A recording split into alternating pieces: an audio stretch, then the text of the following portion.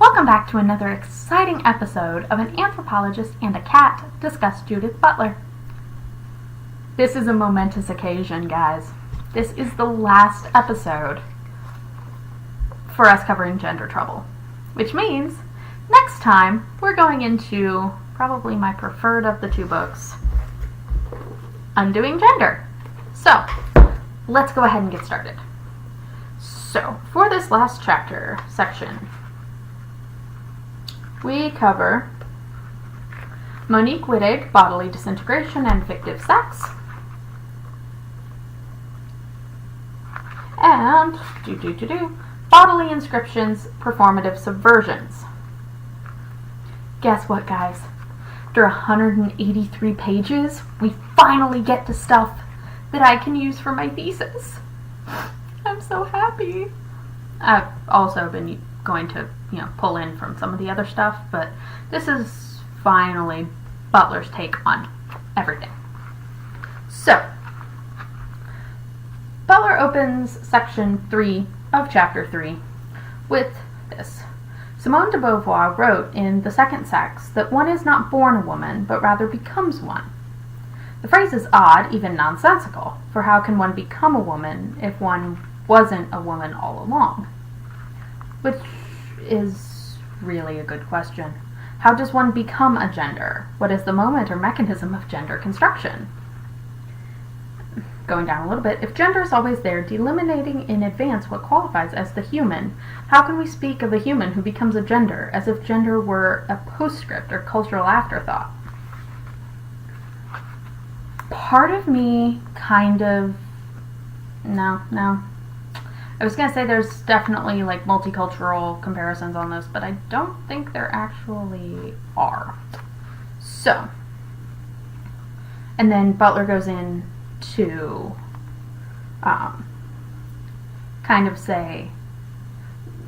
explore more like the sex-gender dichotomy, which she starts in page 152. But sex does not cause gender, and gender cannot be understood to reflect or express sex. Indeed, for Beauvoir, sex is immutably factic, but gender acquired, and whereas sex cannot be changed, or so she thought, gender is the variable cultural construction of sex, the myriad and open possibilities of cultural meaning occasioned by a sex body. Yeah. Okay, we can't avoid sex. We can't. But I think what Beauvoir is missing here is the fact that sex, like gender and sexuality, are socially constructed. You can't escape social construction. It's everywhere. So I think what we have to look at here is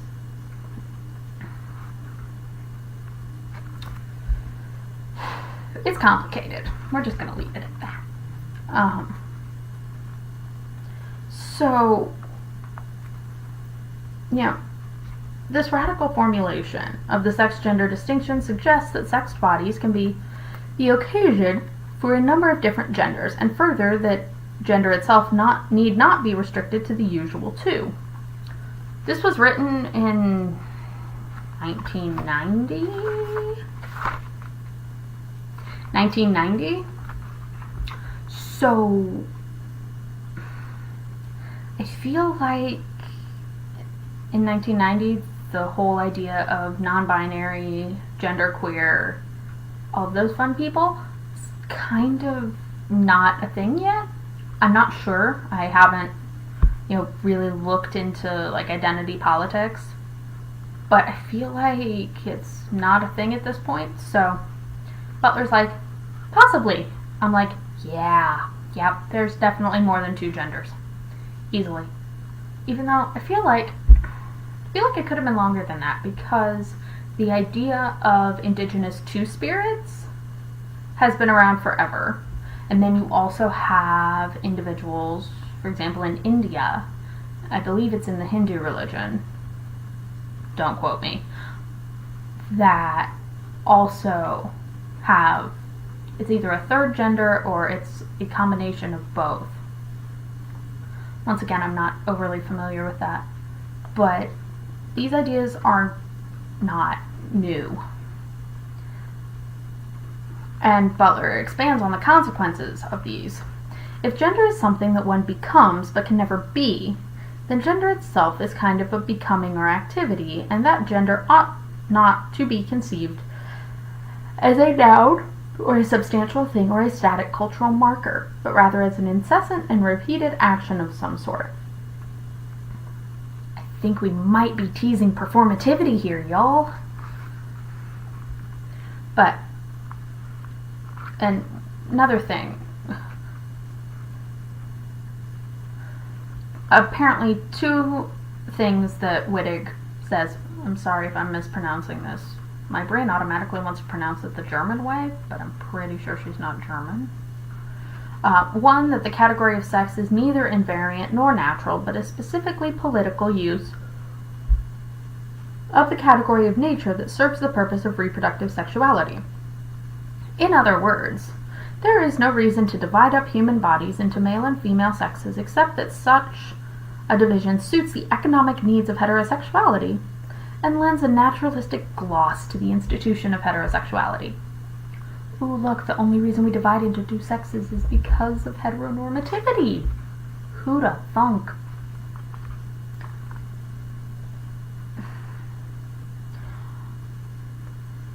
Of course, then Wittig kind of unless I screws this up a little bit, by saying that a lesbian is not a woman.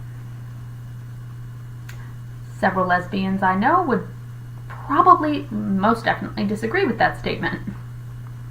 A woman, she argues, only exists as a term that stabilizes and consolidates a binary, an oppositional relation to a man. That relation, she argues, is heterosexuality. A lesbian, in refusing heterosexuality, is no longer defined in terms of that oppositional relation. Hence, Butler goes on, for Wittig, we might say one is not born a woman, one becomes one. But further, one is not born female, one becomes female. But even more radically, one can, if one chooses, become neither female nor male, woman nor man.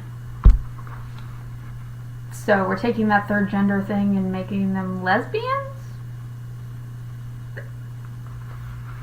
Once again, it's a thing I could probably do an entire separate video on, which we don't have time for. Maybe after finals. And Butler goes on to discuss how sex is political. Everything is political. Sex, gender, sexuality. We can't escape politics, unfortunately. So,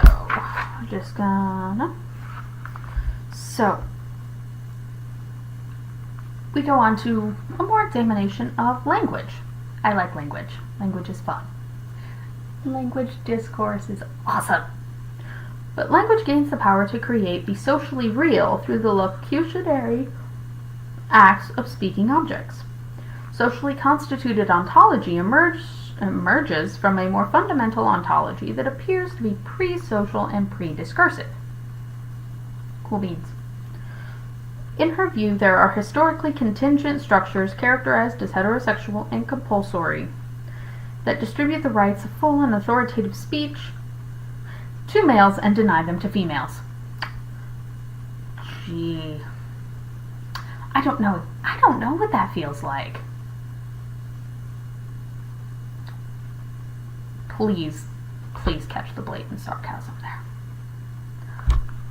So, women, lesbians, and gay men, she argues, cannot assume the position of the speaking subject within the linguistic system of compulsory heterosexuality. Ooh. The power of language to work on bodies is both the cause of sexual oppression and the way beyond that oppression. Basically, language causes our oppression, and then we can fight against that oppression by using language. Haven't we ever heard Audre Lorde say, the master's tools cannot dismantle the master's house? Even though I'm not quite sure that language is necessarily a tool of the master, though it has definitely been used by the master. Okay, so that covers that. It's beautiful. Scooby-dooby-doo-boo-boo. And then we go into Lacan a little bit. Again, he's kind of growing on me, I think. Then again, I have the same feeling about Foucault. Last semester I hated him. This semester, he's starting to make sense to me. I don't know if I'm going crazy, if my brain is just like, you like Foucault now. If that starts happening with Lacan or Derrida, I'm running away. But Butler goes on, my own conviction is that the radical disjunction posited by Wittig between heterosexuality and homosexuality is simply not true. There are structures of psychic homosexuality within heterosexual relations and structures of psychic heterosexuality within gay and lesbian sexuality and relations. Further, there are other power/discourse centers that construct and structure both gay and straight sexuality. Power in everything. Heterosexuality is not the only compulsory display of power that informs sexuality. I would have never known. So, multiplication, construction. Okay. Here we go. Now we're moving on to section 4. The last section of the 3rd chapter, which means almost the end of the book. I'm strangely happy about this. Alright, so categories of true sex, discrete gender, and specific sexuality have constituted the stable point of reference for a great deal of feminist theory and politics. Again, duh? I don't know. I mean, some people may not know that. I know several people who probably don't know that. In the case of feminism, politics is ostensibly shaped to express the perspectives of women, which I could go into a whole other video about the issues of feminist politics and the inclusion and non-inclusion. We'll go with non-inclusion of, certain groups of women, trans women, women of color, sex workers. There's a whole group that is, left out of feminism, which is, kind of problematic. And by kind of, I mean very.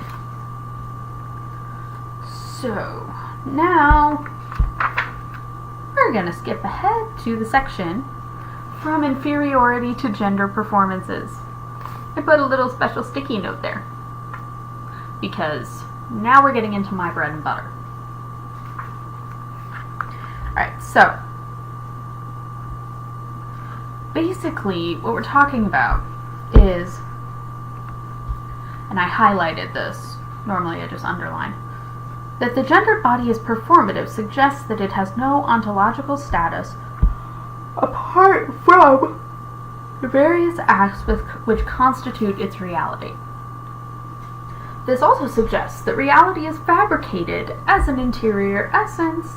The very interiority is an effect and function of a decidedly public and social discourse, the public regulation of fantasy through the surface politics of the body, the gender border control that differentiates inner from outer, and so institutes the integrity of the subject.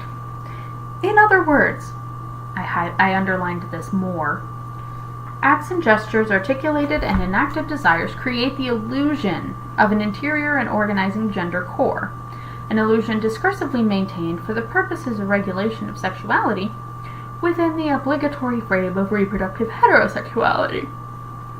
So, what we're basically saying is that we're all acting out our gender, even if we don't realize it.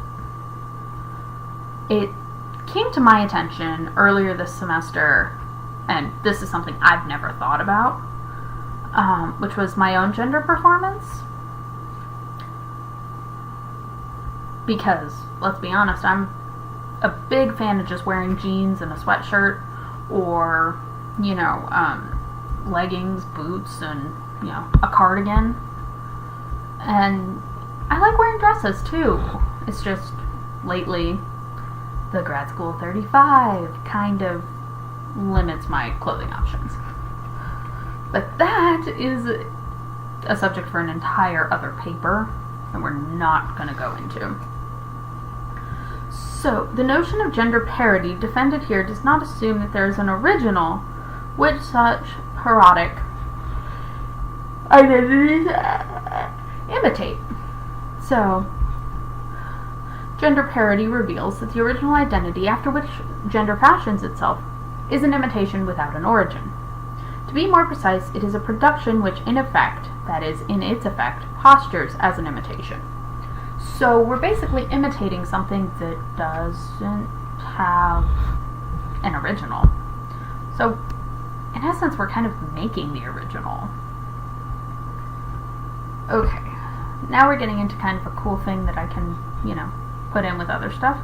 Parody by itself is not subversive, and there must be a way to understand what makes certain kinds of parodic repetitions effectively disruptive, truly troubling, and which repetitions become domesticated and recirculated as instruments of cultural hegemony. I can tell you right now, Jose Muñoz's Disidentifications covers this beautifully, especially the chapter discussing the terrorist drag of Vagina Davis. I think it's, yeah. Terrorist drag is somewhat of a parody, very, very subversive. So, and Butler goes on, because there's neither an essence that gender expresses or externalizes, nor an objective ideal to which gender aspires, and because gender is not a fact, the various acts of gender create the idea of gender, and without those acts there would be no gender at all. Gender is thus a construction that regularly conceals its genesis. So, and then we go in further to somewhat of a ritual analysis. The action of gender requires a performance that is repeated. So, I'm, frequently repeating my gender identity by, wearing my hair long, which I did not used to do. Putting on makeup, having certain things that represent my gender and performing those as such. So, and what I'm going to leave with you is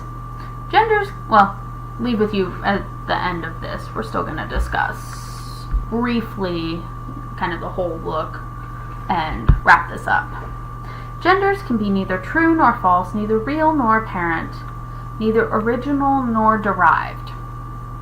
We do our own gender, y'all.